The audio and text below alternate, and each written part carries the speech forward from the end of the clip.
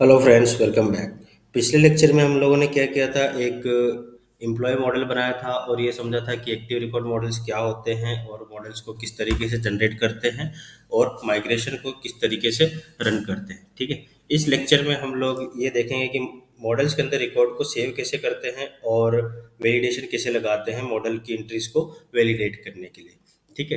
तो सबसे पहले तो मैं बता दूं कि जो भी ऑपरेशन हम लोग परफॉर्म करते हैं एक मॉडल के ऑब्जेक्ट पे, वो कौन कौन से होते हैं। क्रिएट करना ऑब्जेक्ट को रीड करना, ऑब्जेक्ट को अपडेट करना और ऑब्जेक्ट को डिलीट करना या डिस्ट्रॉय करना। ठीक है। और इनको हम किस तरीके से रेफर कर सकते हैं, क्रड operation, create read update and delete. ठीक है।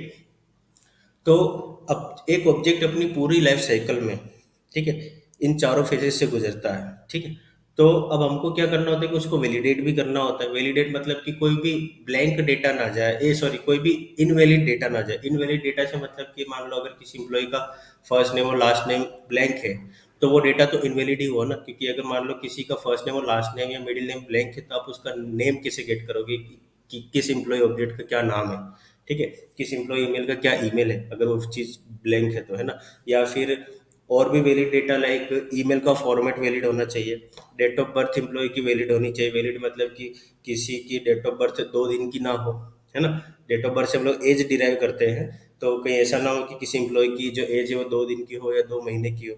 मिनिमम उसकी 18 ईयर्स या 20 ईयर्स होनी चाहिए। ठीक है। तो इस तरीके की चीज़ों को हम जो वैलिडेट करते हैं, तो वो हम करते हैं वैलिडेशन का यूज़ करके। ठीक है। तो सबसे पहले चलो कोशिश करते हैं कि एम्प्लॉय के रिकॉर्ड पे हम क्रड ऑपरेशन परफॉर्म कर पाए। ठीक है। अब क्रड ऑपरेशन परफॉर्म करने के लिए आपको क्या करना है, जैसा कि मैंने पिछले लेक्चर में कहा था, हम लोग ये ऑपरेशन कहाँ परफॉर्म करेंगे, रेल्स कंसोल के अंदर। ठीक है। तो सबसे पहले एक नया टर्मिनल टैब ओपन कर लो और यहाँ पर क्या करो, आप रेल्स कंसोल अपना रन करो। रेल्स कंसोल कैसे रन करते हैं, जैसे हम लोग रेल सर्वर चलाते हैं। सर्वर कैसे चलाते हैं, रेल्स एस करके या रेल्स सर्वर करके, वैसे ही आप कंसोल कैसे रन करोगे, रेल्स सी या रेल्स कंसोल। ठीक है। अब यहाँ पर देखो मेरा कंसोल स्टार्ट हो गया। और सबसे पहले लेकिन हम मॉडल को विजिट कर लेते हैं। यहाँ पर मेरे मॉडल का नाम क्या है, एम्प्लॉय। और अगर आप इसकी स्कीमा देखो तो इसके अंदर क्या क्या एट्रीब्यूट्स हैं, first name, middle name, last name और personal email, city, state, country, pin code, address line 1 and address line 2। ठीक है। तो अब एम्प्लॉय को क्रिएट करने के लिए मुझे क्या करना होगा, सबसे पहले चलिए सीट फाइल में चलते हैं। यहीं पे हम वो एम्प्लॉय को क्रिएट करने की क्वेरी लिखेंगे और यहीं से हम उसको फिर कंसोल में पेस्ट करेंगे। ठीक है। तो सीट्स फाइल में आ जाओ और यहाँ पे आपको क्या करना है, let's say employ dot create. आपने ये कमांड चला दी। हाँ, यहाँ पर आपने लिखा employ equal to employ dot create. तो ये कमांड होती है एक ऑब्जेक्ट को क्रिएट करने के लिए। यहाँ पर आपको क्या करना है, मॉडल का नाम लिखना है। मॉडल का नाम आपका कुछ भी हो सकता है, लेट्स से एम्प्लॉय हो सकता है, लीव हो सकता है, आर्टिकल हो सकता है, बुक हो सकता है, what ever your active record model name is. आपको इसके ऊपर क्रिएट मेथड इन्वोक करनी है रिकॉर्ड को डेटाबेस में सेव करने के लिए। ठीक है। तो ये एक तरीका हुआ। ठीक है। तो अभी हम सबसे पहले क्या देखते हैं, चलो इस मेथड को हम इस क्वेरी को हम कंसोल में पेस्ट करते हैं। ठीक है। तो यहाँ पर आके इस क्वेरी को पेस्ट करो। यहाँ पर आप देखो क्या हुआ, एक एम्प्लॉय क्रिएट हो गया, लेकिन उसके अंदर सारा सारा डेटा क्या है, अभी नील है। मतलब फर्स्ट नेम नील है, मिडिल नेम नील है, लास्ट नेम नील है, पर्सनल ईमेल, सिटी, हर एक एट्रीब्यूट नील है, सिवाय इन दो एट्रीब्यूट्स को छोड़, क्रिएटेड एट और अपडेटेड एट। ठीक है। तो ये तो एक तरीका हुआ एम्प्लॉय को क्रिएट करने का। अब दूसरा तरीका क्या हो सकता है, आप सबसे पहले उस एम्प्लॉय को इंस्टांशिएट करो न्यू मेथड का यूज करके। जैसे हम नॉर्मल रूबी क्लासेस में ऑब्जेक्ट बनाते हैं ना, वैसे हमको एक्टिव रिकॉर्ड मॉडल का ऑब्जेक्ट बनाना है। तो आप कैसे बना सकते हैं, let's say employ equal to employ dot new.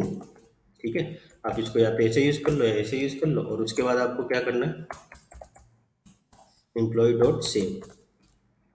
ठीक है। तो आप इस तरीके से भी अपना एक एम्प्लॉय क्रिएट कर सकते हो। तो सबसे पहले इसको कॉल करो और आपने इसको पेस्ट किया। अब आप देखोगे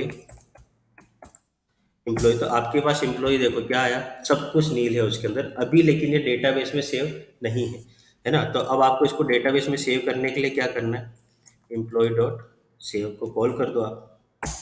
तो यहाँ पर देखो फिर से एक और एम्प्लॉय क्रिएट हो गया। ठीक है। और उसके अंदर भी सारी एंट्रीज नील है। अब अगर मैं चाहूँ, मैं करूँ एम्प्लॉय डॉट ऑल। यहाँ पर देखो मुझे दो एम्प्लॉय के रिकॉर्ड मिल रहे हैं, है ना। और दोनों के अंदर क्या हो रहा है, आईडी 1 है। ठीक है। और क्रिएटेड एट और अपडेटेड एट, इन दोनों की एंट्री है। और उससे वैसे ही दूसरे एम्प्लॉय में क्या आईडी टू है, और क्रिएटेड एट अपडेटेड एट की एंट्री है जब भी वो क्रिएट हुए, ठीक है। अब यहाँ पर सबसे पहले हम ये समझते हैं कि आईडी वन और टू क्यों आ रही है। आईडी को आपको प्रोवाइड करने की जरूरत नहीं। फॉर एग्जांपल जैसे जब भी हम मॉडल जनरेट करते हैं, है ना, तो हम क्या करते हैं, आईडी बाकी सारे एट्रीब्यूट्स देते हैं सिवाय आईडी के। आईडी क्या करता है, एक्टिव रिकॉर्ड मॉडल खुद ही जनरेट कर लेता है अपनी टेबल के लिए, ठीक है। और वो आईडी एज ए प्राइमरी की कंसीडर की जाती है उस मॉडल के लिए, ठीक है। तो यहाँ पर, और वो ऑटो इंक्रीमेंट होती है, ठीक है। तो यहाँ पर देखो, पहले एम्प्लॉय के लिए आईडी के आगे वन, दूसरे के लिए टू, और ये इसकी प्राइमरी की होगी। और ये जो दो एट्रीब्यूट क्रिएटेड डेट और अपडेटेड डेट, इनको हम बोलते हैं टाइम स्टाम्प से। यहाँ पर अगर आप देखोगे, मेरे माइग्रेशन में आ जाओ आप, सबसे पहले यहाँ पर देखो आपको क्या दिख रहा है, ये सारे तो वो एट्रीब्यूट है जो हमने प्रोवाइड किए थे। और ये क्या, T dot time stamps. T dot time stamps का मतलब कि आप क्रिएट और अपडेट करने के लिए टाइम स्टाम्प हैंडल कर रहे हो, तो ये टाइम्स क्रिएटेड डेट और अपडेटेड डेट, ये दोनों टाइम स्टाम्प्स के साथ आते हैं। अब क्रिएटेड डेट और अपडेटेड डेट को समझते हैं कि ये कैसे होते हैं। क्रिएटेड डेट की वैल्यू सिर्फ एक बार चेंज होती है, जब भी रिकॉर्ड फर्स्ट टाइम क्रिएट होगा, उसके बाद वो कभी भी चेंज नहीं होगी, है ना। लेकिन अपडेटेड डेट, जब भी आप एम्प्लॉय को चेंज करोगे, कोई भी वैल्यू इसके अंदर अपडेट करोगे, या जैसे उसका अभी जैसे यहाँ पर हम करेंगे, first name last name middle name सबके नील है, तो हम क्या करेंगे, इनके first name last name provide करेंगे। तो अपडेटेड डेट की वैल्यू हमेशा चेंज होगी जब भी वो लास्ट टाइम अपडेट हुआ है, ठीक है। तो ये हो गया। अब बाकी के एट्रीब्यूट्स अभी आप देखो क्या है, नील है उनकी वैल्यूज, तो उनमें कोई भी डेटा नहीं है, तो वो हमको यहाँ पर हैंडल करना है, ठीक है। तो अभी चलो, अब वैलिडेशन की बात करते हैं कि वैलिड कैसे कर सकते हैं हम इस डेटा को। क्योंकि देखो, इस तरीके के रिकॉर्ड्स को सेव करने का तो कोई सेंस है ही नहीं। क्यों? क्योंकि भाई जब ना कोई वैल्यू ही नहीं है तो आप इंफॉर्मेशन क्या बनाओगे। और हम कोई भी चीज़ डेटाबेस में स्टोर क्यों करते हैं, जब भी हमको कोई इंफॉर्मेशन डिराइव करनी हो या कोई इंफॉर्मेशन फॉर्म करनी हो किसी भी डेटा के कलेक्शन से, ठीक है। तो अब यहाँ पर मैंने एम्प्लॉय बना दिया, डेटा मेरा सब कुछ नील है, तो मैं क्या इन्फॉर्मेशन निकालूंगा, नील इन्फॉर्मेशन, ठीक है। तो अब मुझे क्या करना है, एम्प्लॉय के कुछ एट्रीब्यूट्स पे वैलिडेशन लगाना। जरूरी नहीं कि सारी एट्रीब्यूट पे वैलिडेशन लगे, ये भी आपको ध्यान रखना होता है, ठीक है। फॉर एग्जांपल जैसे आप यहाँ देख सकते हो, first name middle name last name. अब कई जगह मिडिल, और कई जगह के ऑलमोस्ट सारी जगह मिडिल नेम हमेशा ऑप्शनल होता है, ठीक है। जैसे मान लो किसी के पास फर्स्ट नेम है लास्ट नेम है, मिडिल नेम हो ये जरूरी नहीं है, ठीक है। तो फर्स्ट नेम पे हमको वैलिडेशन लगाना है कि वो ब्लैंक नहीं होना चाहिए, और लास्ट नेम पे हमको वैलिडेशन लगाना है वो भी ब्लैंक नहीं होना चाहिए, ठीक है। दूसरा, हम क्या वैलिडेशन लगा सकते हैं, यूनिकनेस का। लेकिन वो यूनिकनेस वाला वैलिडेशन हम लोग फर्स्ट नेम और लास्ट नेम पे नहीं लगा सकते। क्यों? क्योंकि एक ही नाम के दो एम्प्लॉय हो सकते हैं या मल्टीपल एम्प्लॉय हो सकते हैं। तो फर्स्ट नेम और लास्ट नेम का, सॉरी, यूनिकनेस वाला वैलिडेशन हम लोग कहाँ लगा सकते हैं, लेट्स से पर्सनल ईमेल पे। क्योंकि कोई भी एम्प्लॉय एक कॉमन ईमेल आपस में शेयर नहीं कर सकते, सॉरी, मल्टीपल एम्प्लॉयज, ठीक है। जैसे मान लो अगर मेरा ईमेल है समथिंग @gmail.com, तो वही ईमेल आपका नहीं हो सकता, वो किसी और यूजर का होगा, ठीक है। तो वो हमको इस तरीके से हैंडल करना है, ठीक है। अब एक और बात आती है, लेट्स से ग्रेटर देन और लेस देन की। जैसे मान लो अभी हमने वो फील्ड ऐड नहीं करी, जब हम माइग्रेशन को स्टडी करेंगे और एम्प्लॉय मॉडल को अपडेट करेंगे तब हम उस वैलिडेशन को लगाएंगे। जैसे ग्रेटर देन, जैसे मान लो एम्प्लॉय की जो डेट ऑफ बर्थ है, ठीक है, वो एटलीस्ट 18 साल होनी चाहिए। तो हमको क्या करना है कि जो भी डेट ऑफ बर्थ हम सिलेक्ट करेंगे वो ग्रेटर देन इक्वल टू आज से 18 साल पहले की होनी चाहिए, है ना। उसके बाद की नहीं हो सकती, क्योंकि वो तो फिर 18 से कम का होगा, और फिर वो एम्प्लॉय को हमको सेव नहीं करना है, वो एम्प्लॉय का वैलिडेशन एरर आना चाहिए, ठीक है। तो इस तरीके से हम लोग क्या कर सकते हैं, हमारे एक्टिव रिकॉर्ड मॉडल को वैलिडेट कर सकते हैं, ठीक है। तो वैलिडेशन भी हम लोग डिटेल में देखेंगे और भी ज़्यादा। अभी हम सिर्फ एक्टिव रिकॉर्ड मॉडल को और उसके ऑब्जेक्ट्स को सेव करने के वैलिडेशन को समझने की कोशिश कर रहे हैं, ठीक है। आगे एक मॉड्यूल आएगा जहाँ पर हमको सिर्फ वैलिडेशन डिस्कस करना है, तो we will look into the validation in more details in upcoming lectures, ठीक है। तो अभी के लिए हम क्या करते हैं कि एम्प्लॉय मॉडल में कुछ एट्रीब्यूट्स के लिए वैलिडेशन लगा लेते हैं, ठीक है। तो सबसे पहले आपको अपना एम्प्लॉय मॉडल ओपन करना है, तो आ जाओ अपने प्रोजेक्ट डायरेक्टरी में और एम्प्लॉय मॉडल को ओपन करो। और इस एम्प्लॉय मॉडल में आपको क्या करना है, वैलिडेशन लगाने के लिए आपको क्या करना है, सबसे पहले ये वैलिडेट्स मेथड कॉल करनी, और इसमें अब आपको क्या करना है, आर्गुमेंट देना कि आप किस एट्रीब्यूट को वैलिडेट करना चाहते हैं। तो यहाँ पर मैंने ले लिया लेट से फर्स्ट नेम, ठीक है, और लास्ट नेम। फर्स्ट नेम और लास्ट नेम इन दोनों को मुझे वैलिडेट करना है। और वैलिडेट करने के लिए मैं यहाँ पर और क्या ऑप्शन लगा सकता हूँ, ठीक है। तो फर्स्ट नेम और लास्ट नेम, सबसे पहले तो आपको जिन एट्रीब्यूट्स को वैलिडेट करना है आपको वो प्रोवाइड करने पड़ेंगे एज आर्ग्यूमेंट, ठीक है। अब नेक्स्ट आर्ग्यूमेंट क्या होगा कि आप उन पर कौन सा वैलिडेशन अप्लाई करना चाहते हो, ठीक है। तो अभी फर्स्ट नेम और लास्ट नेम के लिए मुझे क्या चाहिए कि ये दोनों प्रेजेंट होने चाहिए, ब्लैंक नहीं होने चाहिए, ठीक है। तो प्रेजेंस को चेक करने के लिए एक वैलिडेशन मेथड होती है, सॉरी एक वैलिडेशन होता है जिसको हमको यूज करना है। तो हम यहाँ पर क्या कर सकते हैं, प्रेजेंस ट्रू, प्रेजेंस ट्रू। अब आप यहाँ पर चाहो तो दूसरे एक्सप्रेशन दूसरे वैलिडेशंस भी लगा सकते हो, जैसे यूनिकनेस ट्रू, या कोई फॉर्मेटिंग कर सकते हो कि कोई रेगुलर एक्सप्रेशन यहाँ पर लगा के, ठीक है। तो अभी के लिए मैं फर्स्ट नेम और लास्ट नेम को सिर्फ प्रेजेंस ट्रू वाला वैलिडेशन दे रहा हूँ, ठीक है, क्योंकि यूनिकनेस मुझे करना नहीं है। और रेगुलर एक्सप्रेशन लगा के ये वैलिडेट करना कि सिर्फ कैरेक्टर्स यहाँ कोई अल्फा न्यूमेरिक स्ट्रिंग ना हो, तो वो हम जब वैलिडेशंस को डिस्कस करेंगे तब देखेंगे, ठीक है। अगला वैलिडेशन सपोज मैं लगा देता हूँ पर्सनल ईमेल पर। और पर्सनल ईमेल क्या होना चाहिए, ये प्रेजेंट भी होना चाहिए और यूनिक भी होना चाहिए, ठीक है। तो यहाँ पर मैंने कर दिया प्रेजेंस ट्रू, ठीक है। और नेक्स्ट क्या होगा, यूनिकनेस ट्रू, ठीक है। अब आप यहाँ पर देखो, यहाँ पर मैंने दो आर्गुमेंट लिए हैं, एक वैलिडेशन पास किया और यहाँ पर मैंने एक आर्गुमेंट लिया है और मल्टीपल वैलिडेशंस पास किए, प्रेजेंस ट्रू और यूनिकनेस ट्रू। तो इट इज़ पॉसिबल, आप ऐसा कर सकते हो, ठीक है। बस मेक श्योर कि अगर आपको यूनिकनेस और प्रेजेंस किसी एट्रीब्यूट पे लगानी है तो उसको प्रेजेंस ट्रू यहाँ और यूनिकनेस ट्रू यहाँ मत लगाओ, सबका एक ही जगह लगाओ, ठीक है। अब हम नेक्स्ट देख लेते हैं कि और किस पे हम वैलिडेशन लगा सकते हैं। तो हम वैलिडेशन लगा सकते हैं सिटी पे, स्टेट पे, कंट्री पे और पिन कोड पे, क्योंकि ये होना ही चाहिए। और एड्रेस लाइन 1 पे, एड्रेस लाइन 2 ब्लैंक हो सकता है, ठीक है। तो ऐसे अब हम क्या करते हैं, हम लगा देते हैं validates city, state, country, address line 1 और ये इसके पहले क्या लगा दो, पिन कोड, ठीक है। और इनके ऊपर क्या वैलिडेशन लगाना आपको, प्रेजेंस ट्रू, ठीक है। अब आप इसको सेव करो। अब जैसे ही आप इसको सेव करोगे तो अब आपको क्या करना है, अपना कंसोल को रिलोड करना है, ठीक है। क्यों, क्योंकि आपने मॉडल में कुछ चेंजेस किए हैं। तो सबसे पहले आप अपने कंसोल को क्या करो, रिलोड कर दो,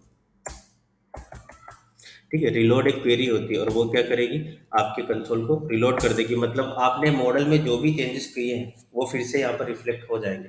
अगर आप रिलोड नहीं करोगे तो फिर आपके कंसोल में वही पुराना कोड चलेगा जो वैलिडेशन के बिना काम करेगा, ठीक है। कई कई बार ऐसा हो सकता है कि आपको कंसोल को रीस्टार्ट भी करना पड़े, बट वो तब होता है जब आपको किसी कॉन्फ़िगरेशन फाइल में चेंज करते हो या कोई इन्वायरमेंट वेरिएबल चेंज करते हो, और वो डेफिनेटली हम लोग आगे देखेंगे। तो अभी के लिए रिलोड पे रुक जाते हैं ना। अब हम यहाँ पर क्या करते हैं, जैसे आप देखो मैंने क्या किया था, ये एम्प्लॉई डॉट क्रिएट चलाया था। अब अगर मैंने किया तो अब ये मुझे एम्प्लॉय क्रिएट करके नहीं देगा, बदले मुझे क्या देगा, रोल बैक ट्रांजेक्शन, ठीक है। क्यों, क्योंकि मैंने यहाँ पर क्या कर दिया, वैलिडेशन लगा दिया। अब वो कैसे होगा, चलो मैं एक बार यहाँ पर देख लेता हूँ कि एम्प्लॉय मेरा वैलिड है कि नहीं। एम्प्लॉय डॉट वैलिड फॉल्स है, क्यों, क्योंकि मैंने वैलिडेशन स्किप कर दी। तो उसके लिए मैं क्या कर सकता हूँ कि क्यों ये वैलिड नहीं है, तो मैं यहाँ पर क्या चेक कर लूँ, एम्प्लॉय डॉट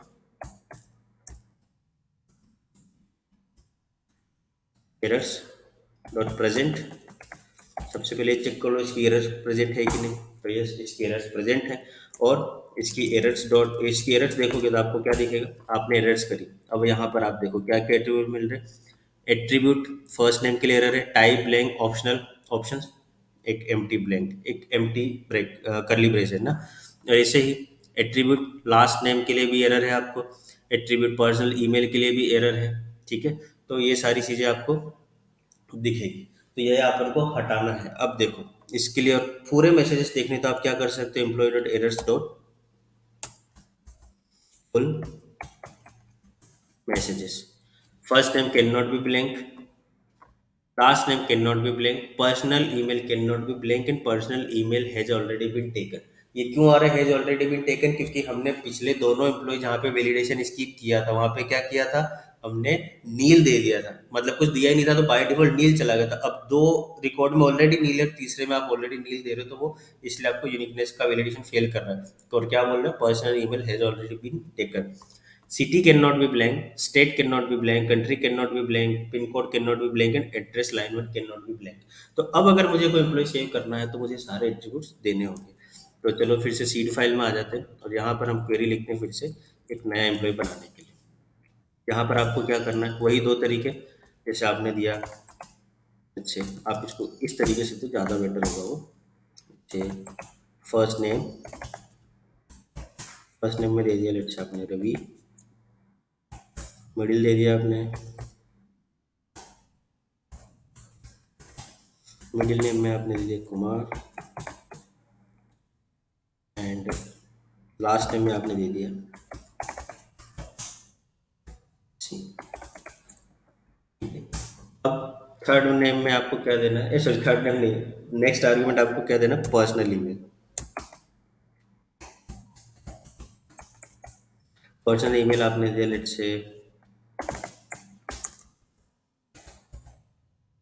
employee1@example.com, या फिर इसको बेटर है आप कर दो एच आर मित्रा,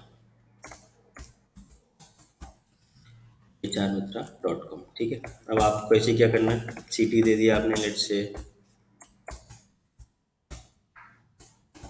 इंदौर, स्टेट दे दिया आपने अच्छे MP, ठीक है, और आपने दे दी कंट्री,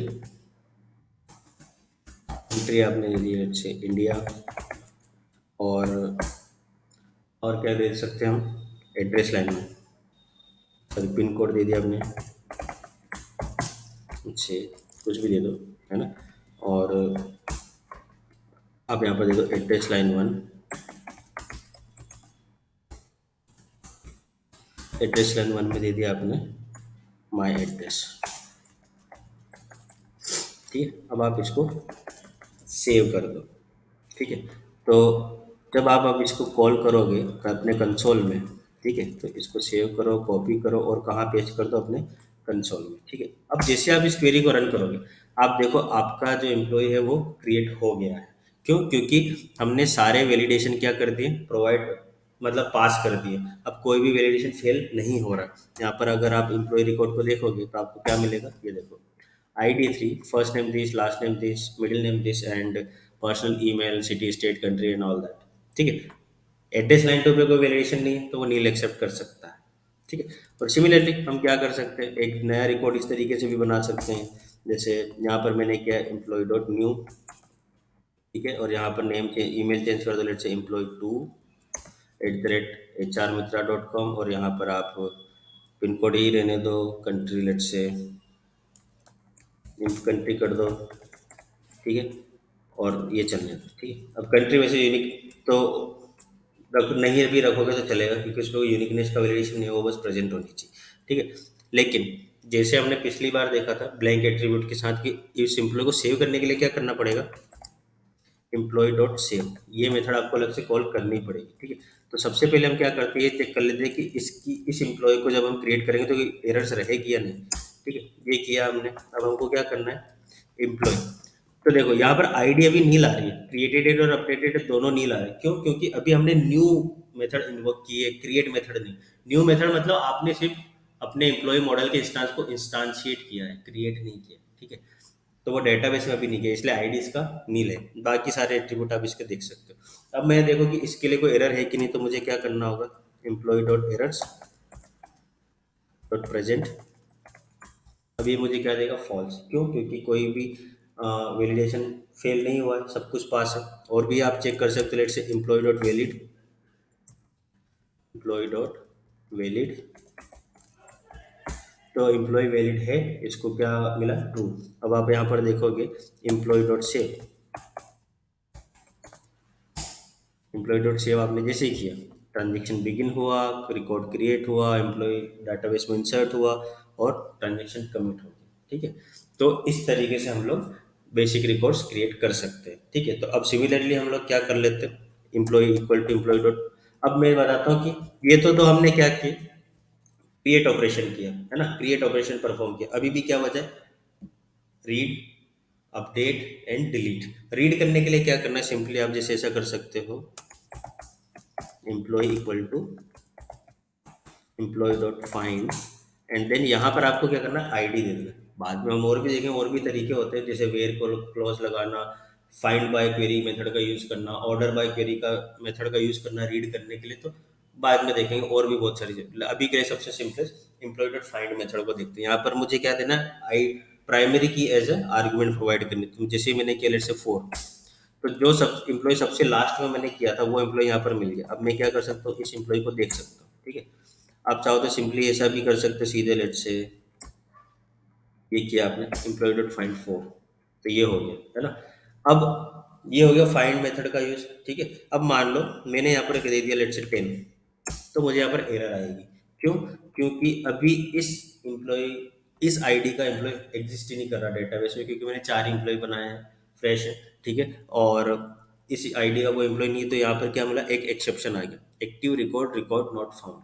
तो फाइंड मेथड के साथ ये होगा कि जब आप आर्ग्यूमेंट दोगे तो वो प्राइमरी की को एक्सेप्ट करेगा, और अगर कोई रिकॉर्ड होगा तो रिटर्न करेगा, एल्स वो एक एक्सेप्शन रेज कर देगा कि इस नाम का, इस आईडी का कोई रिकॉर्ड नहीं है डेटाबेस में, रिकॉर्ड नॉट फाउंड, ठीक है। और आपको टर्मिनल पे दिखेगा, सॉरी ब्राउजर पे दिखेगा 404, ठीक, नॉट फाउंड का। अब हमको क्या करना है, हमने क्या किया, क्रिएट कर लिया, रीड कर लिया। अब हमको देखना है अपडेट कैसे करते हैं। तो सबसे पहले आप लिख लो employ equal to employ dot find 1, ठीक है। अब यहाँ पर मुझे मिल गया एम्प्लॉय। अब यहाँ पर आप देखो इस एम्प्लॉय की वैल्यूज क्या क्या है, तो एम्प्लॉय। अब मुझे क्या करना है, एम्प्लॉय डॉट अपडेट, ठीक है। जैसे आपने न्यू क्रिएट करते टाइम आर्ग्यूमेंट्स दिए थे, वैसे यहाँ पर देना। तो मुझे क्या करना है, लेट्स से मैंने दिया फर्स्ट नेम, फर्स्ट नेम में मैंने दे दिया let's say dummy. Middle name option है तो मिडिल नेम छोड़ देते, लास्ट नेम में डाल देते हैं लेट्स से लास्ट नेम डमी यूजर, ठीक है। पर्सनल ईमेल डाल दो, पर्सनल ईमेल डाल दिया मैंने लेट्स से employee3@hr-mitra.com, ठीक है। और क्या डाल दिया मैंने, सिटी डाल दिया इसका, सिटी में आप डाल दो लेट्स से उज्जैन,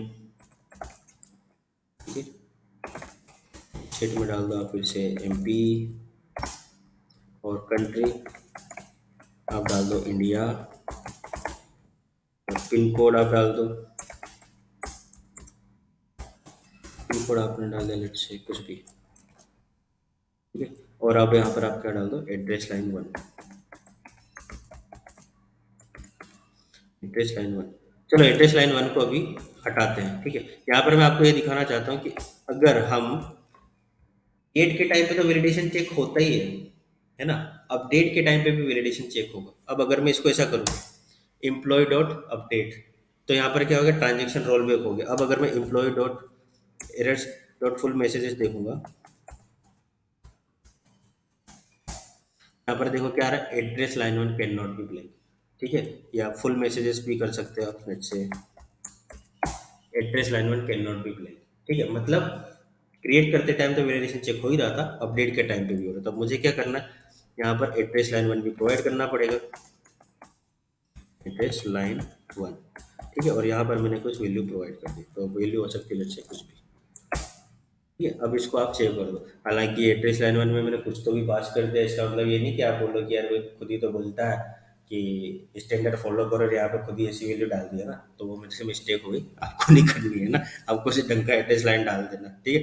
तो यहाँ पर देखो आप क्या हो गया, अपडेट हो गया एम्प्लॉय का रिकॉर्ड। तो हमने क्या कर लिया, अपडेट करना भी सीख लिया रिकॉर्ड को। अब हमको क्या बचा है, एम्प्लॉय रिकॉर्ड को डिलीट कैसे करते हैं, तो डिलीट ऑपरेशन बचा है, ठीक है। तो अब डिलीट करने के लिए हम क्या करते हैं, सबसे पहले उस एम्प्लॉय को डिलीट करते हैं जिसके पास सब कुछ ब्लैंक डेटा है, ठीक है। तो employ equal to employ dot find 2, इसमें आप देखोगे अभी इसमें मैंने कुछ भी डेटा नहीं डाला हुआ, सब कुछ ब्लैंक है। तो हम क्या कर सकते हैं, इसको डिलीट कर सकते हैं। तो एम्प्लॉय को डिलीट करने के लिए आपको सिंपली डिस्ट्रॉय मेथड का यूज करना है। तो एम्प्लॉय डॉट डिस्ट्रॉय, ये डेटाबेस से हट गया। अब आप देखो, अब आपके पास कितने एम्प्लॉय हैं, एम्प्लॉय डॉट फाइंड। अब अगर आप करोगे सॉरी एम्प्लॉय डॉट फाइंड 2, तो आपको एक्सेप्शन आएगा। क्यों? क्योंकि अब ये एम्प्लॉय डिलीट हो चुका है, तो डेटाबेस में एग्जिस्ट नहीं करता है। अब आप अपना अगर अपना एम्प्लॉय का काउंट देखोगे, तो आपको मिलेंगे 3। एम्प्लॉय डॉट ऑल करोगे आपको मिलेंगे 3 एम्प्लॉय विद फुल डिटेल्स। ठीक है, तो इस तरीके से हम create, read, update, delete operation perform कर सकते हैं। ठीक है, बाद में मूविंग फॉरवर्ड हम यही सारे ऑपरेशंस फॉर्म के थ्रू भी करने वाले हैं। ठीक है, तो आज के लेक्चर में हम लोगों ने क्या देखा, वैलिडेशन कैसे काम करता है, कैसे यूज करते हैं, प्लस करंट ऑपरेशन कैसे परफॉर्म करते हैं कंसोल के थ्रू। ठीक है, नेक्स्ट लेक्चर में हम लोग क्या देखेंगे कि अब हम लोग को फॉर्म बनाना है। ठीक है, और इसके कंट्रोल, एम्प्लॉय रिसोर्स के कंट्रोलर और यूआई पे काम करना है। तो सबसे पहले हम लोग फॉर्म पे नहीं जाएंगे, सॉरी, हम लोग क्या करेंगे, जितने भी एम्प्लॉय हमने बनाए हैं अब हम इन सारे एम्प्लॉयज को ब्राउजर पे लिस्ट करेंगे एम्प्लॉयज का कंट्रोलर बना के। ठीक है, तो वो हम करेंगे अगले लेक्चर में। तो तब तक के लिए इसको फॉलो करो, इस लेक्चर को वैलिडेशन लगाने का ट्राई करो, रिकॉर्ड्स को क्रिएट करने का ट्राई करो, और कहीं भी कुछ भी दिक्कत आती तो मुझे कमेंट करो। ठीक है, और अगर वीडियो अच्छा लगा हो तो फैला दो, इच्छा हो तो, और सब्सक्राइब कर दो, अच्छा हो तो। ठीक है, बाकी मिलते हैं अपन अगले लेक्चर में, तब तक के लिए टाटा, good bye, take care, stay safe.